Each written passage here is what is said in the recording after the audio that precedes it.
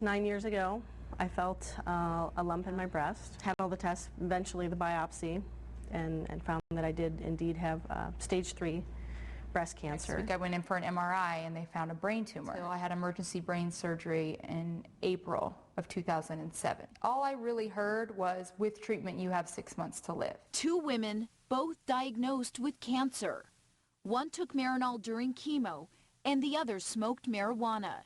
Both of them are survivors, but one is fighting for and the other against the legalization of medical marijuana, or Prop 203. I don't know why they would need to smoke it when it's available in a pill form. I shouldn't have to feel like a criminal for trying to survive and beat cancer. Heather Torgerson's battle with cancer started at 24. I think we all kind of feel invincible at that age because you've just got the whole world in front of you.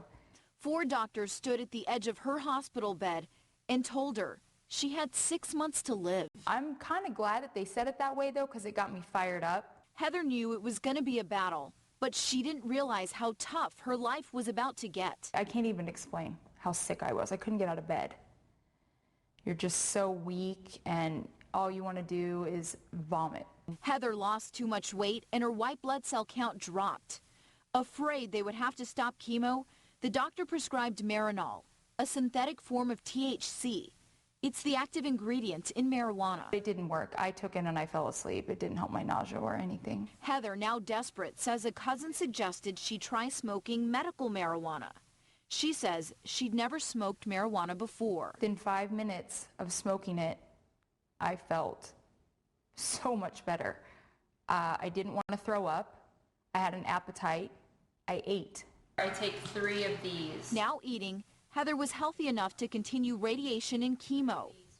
Chemo, that's a word Susan Swihart knows all about. I told them I didn't want to know, mortality rates or anything like that because I was going to be a survivor. Susan had stage 3 breast cancer, and after her second round of chemo, water, I could not tolerate drinking water.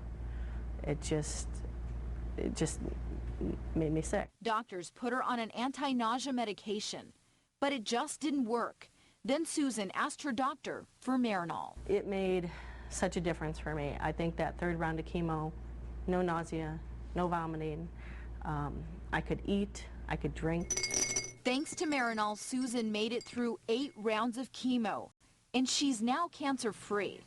Susan says because of her experience with Marinol, she's against legalizing medical marijuana.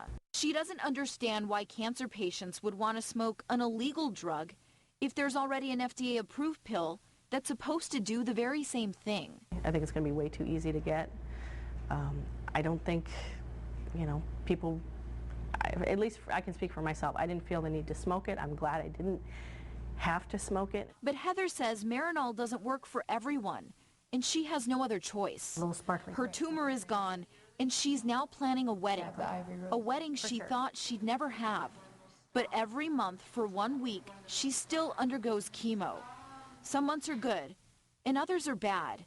And that's when Heather buys marijuana. I absolutely do not want to be feeding into these drug wars that are going on.